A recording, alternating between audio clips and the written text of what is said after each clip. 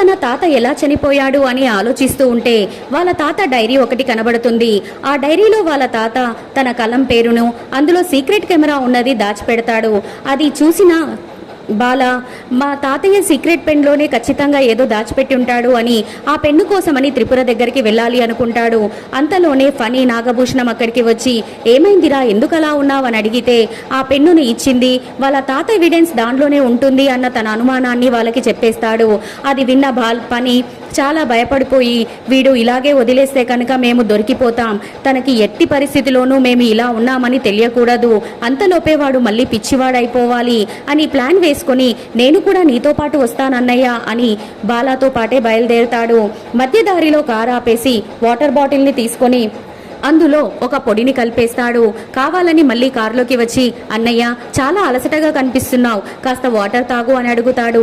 బాలా మాత్రం తాగను అని 2-3 సార్లు రిజెక్ట్ చేసినా సరే బలవంతంగా తాగు అని కాస్త వాటర్ని తాగిస్తాడు. అది తమ్ముడు తన మీద చూపిస్తున్న ప్రేమ అనుకొని బాలా కూడా ఏమీ అనకుండా వాటర్ని తాగేస్తాడు. తర్వాత వాళ్ళందరూ కూడా త్రిపుర ఉంటున్న కాలనీలోకి వచ్చేసి అక్కడ నాటకాలు ఆడే వాళ్ళందరూ ఇండ్లలోకి వెళుతూ త్రిపుర గురించి ఎంక్వైరీ చేస్తూ ఉంటారు. ఆ తరువాత ఫనీ బాలా ఇద్దరు కూడా మిస్ అయిపోతారు. అన్నయ్య ఎక్కడికి వెళ్ళాడు, నేను ఇచ్చిన మందు ఎఫెక్ట్ ఇప్పటికే పనిచేస్తూ ఉండుంటుంది, మళ్ళీ వాడు పిచ్చివాడు అయిపోయి ఉంటాడు, ఇంతలో ఎలా మిస్ అయిపోయాడు అని అనుకుంటూ ఉంటాడు. అక్కడ త్రిపుర బాలాని చూసేసి, ఏంటి ఈయన ఇక్కడికి వచ్చాడు అని అతని దగ్గరికి వెళ్తుంది. బాలా అంతవరకు కూడా కరెక్ట్గానే ఉంటాడు. ఆ పెన్ను అని చెప్తూనే కళ్ళు తిరిగి కింద పడిపోతాడు. త్రిపుర వెంటనే వాటర్ని తాగించగానే మళ్ళీ చిన్నపిల్లోడిలా మారిపోయి, సుందరి నువ్వా, మనం ఎక్కడున్నాం అని అడుగుతాడు.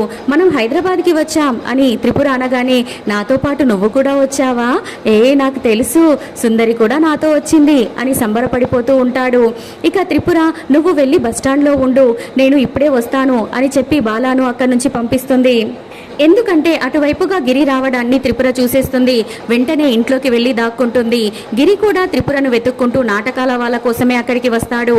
అతన్ని చూసిన నాటకాల వాళ్ళు అతడు రాక్షసుని వేషంలో వచ్చిన అతనే అని గుర్తుపట్టేసి త్రిపుర డీటెయిల్స్ని చెప్పరు. త్రిపుర ఇదంతా కూడా లోపల ఉండి గమనిస్తూనే ఉంటుంది. ఆ అమ్మాయి ఎవరో ఏమో తెలియదు, యశోద వేషం వేయాల్సిన అమ్మాయి సమయానికి రాలేదు, అందుకే ఆ అమ్మాయి వచ్చి వేస్తాను అంటే మేము ఆ అవకాశాన్ని వాడుకున్నాం, అంతే తప్ప తను ఎక్కడుంటుందో మాకు తెలియదు అని వీళ్ళు ఖచ్చితంగా చెప్పే వరకు గిరి అక్కడి నుంచి వెళ్ళిపోతాడు. ఇక రామాపురంలో సైట్ కొన్నందుకు ఆ పేపర్లు వచ్చాయి అని ఫోన్ చేయగానే అనంత్ ఆ పేపర్లు రిసీవ్ చేసుకోవడానికి రిజిస్ట్రేషన్ ఆఫీస్కి వెళ్ళి ఉంటాడు. అక్కడ అతను గాయత్రితో ఎంగేజ్మెంట్ జరుపుకుంటున్నాము అని నాటకం ఆడించిన అబ్బాయి చూస్తాడు. ఆ అబ్బాయి అక్కడ రిజిస్టర్ ఆఫీస్లో వేరే అమ్మాయిని పెళ్లి చేసుకుంటూ ఉంటాడు.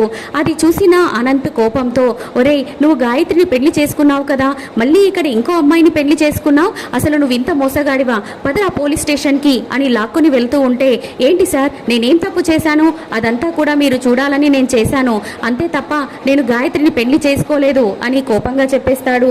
చేసుకోలేదా, మరి నేను చూడాలని ఎందుకు చేశావు అని అనంత్ అడిగేసరికి, అమ్మో ఇప్పుడు ఊర్వశి గురించి కానీ రమప్రభ గురించి కానీ నేనేమైనా చెప్తే వాళ్ళు నన్ను చంపేస్తారు, వేరేదేదైనా చెప్పి తప్పించుకోవాలి అని ఆలోచించి, నేను ఆ అమ్మాయిని ఎన్నో రోజులుగా ప్రేమిస్తున్నాను సార్, ఎంత వెంట పడ్డా సరే నన్ను ఓకే చేయలేదు, కానీ తను ఎంతో ఈజీగా మిమ్మల్ని ఓకే చేసి మీతో తిరుగుతుంది, తను మీతో లవ్లో ఉందని తెలుసుకొని మీ ఇద్దరిని దూరం చేయాలని చెప్పి ఆ అమ్మాయితో నాకు ఎంగేజ్మెంట్ అయినట్టు మీరు వినేలాగా నేను మాట్లాడాను అని అతను చెప్పగానే, ఎంత పని చేశావురా అని కోపంగా అనంత్ అతని మీదకి వెళుతుంటే అతను అనంతుని తోసేసి అక్కడి నుంచి పారిపోతాడు. నేను ఎంత పెద్ద తప్పు చేశాను, గాయత్రిని తప్పుగా అర్థం చేసుకున్నాను, ఎంత మాట్లాడుతున్నా వినకుండా నేను తనని చాలా తప్పుగా అర్థం చేసుకున్నాను, ఇప్పుడు ఏం చేయాలి, గాయత్రి నన్ను క్షమిస్తుందా అని బాధపడుతూ అనంత్ ఆలోచిస్తూ ఉంటాడు. ఇక పారిపోయిన ఆ అబ్బాయి వెంటనే ఊర్వశికి ఫోన్ చేసి జరిగిందంతా చెప్తాడు. మా పేర్లు ఏమైనా చెప్పావా అని ఊర్వశి అడిగేసరికి, లేదు నేను చెప్పలేదు, నా పేరే వేసుకున్నాను అని చెప్పేసి అతను ఫోన్ పెట్టేస్తాడు. దానితో ఊపిరి పీల్చుకున్న రమప్రభ ఊర్వశి, ఇప్పుడు అనంతుని ఎలా కవర్ చేయాలి, అనంతుతో గాయత్రి గురించి మనం కూడా చెడుగా చెప్పాం, ఆ విషయం కనుక అతనికి గుర్తొచ్చిందంటే మనని నిలదీసి అడుగుతాడు, ఏం చేద్దామమ్మా అని ఊర్వశి అనేసరికి, ఆ సమయానికి ఏదో ఒకటి ఆలోచించి తప్పించుకుందాం లేవే, నువ్వు టెన్షన్ పడకు అని రమప్రభ కూతురికి ధైర్యం చెప్తూ ఉంటుంది. ఇక బాలా వెళ్ళి బస్టాండ్లో నిలబడేసరికి అక్కడికి ఫణి కూడా వచ్చేసి, ఓ వీడు మళ్ళీ పిచ్చోడయ్యాడు, ఇక్కడ నిలబడ్డాడు కదా అని మెల్లగా వెళ్ళి, అమ్మ నానమ్మ వెయిట్ చేస్తున్నారు పద వెళ్దాం అని బలవంతంగా బాలాని ఇంటికి తీసుకెళ్తారు. త్రిపుర కూడా బాలా కోసమని అక్కడికి బస్టాండ్కి వస్తుంది, అతన్ని ఎలాగైనా క్షేమంగా ఇంటికి చేర్చాలని. కానీ అక్కడ బాలా కనబడకపోయేసరికి ఇంటికి వెళ్ళిపోయాడో ఏమో, ఎలా వెళ్ళాడో ఏంటో పాపం. అసలు ఈ గిరి కూడా ఇప్పుడే రావాలా, అతని వల్ల నేను బాలాని సరిగ్గా పట్టించుకోలేకపోయాను. భగవంతుడా, ఆ బాలా ఖచ్చితంగా మంచిగా ఇంటికి చేరుకునేలా చూడు తండ్రి అని ప్రార్థిస్తూ ఉంటుంది.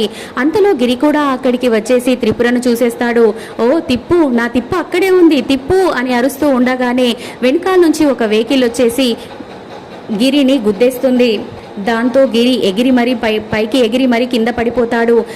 బాలా పెన్ కెమెరాని యశోద వేషంలో ఉన్న అమ్మాయికి గిఫ్ట్ ఇచ్చానని తెలుసుకున్న పని ఇక ఆ పెన్ కెమెరాని ఎలాగైనా తీసుకోవాలని చెప్పి కొంతమంది రౌడీలను అరేంజ్ చేసేసి త్రిపురను కిడ్నాప్ చేసి ఎలాగైనా సరే ఆ హిడెన్ కెమెరా గురించి ఎంక్వైరీ చేసి దాన్ని లాక్కోవాలని చెప్తాడు.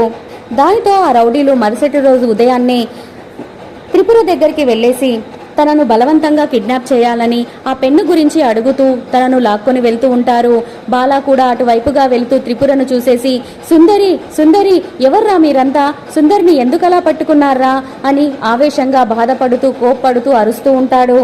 మరి బాలా త్రిపురాన్ని కాపాడుతాడా లేక త్రిపుర తనని తానే కాపాడుకుంటుందా? మరి గిరికి ఏమైనా గాయాలయ్యాయా లేక క్షేమంగానే ఉన్నాడా?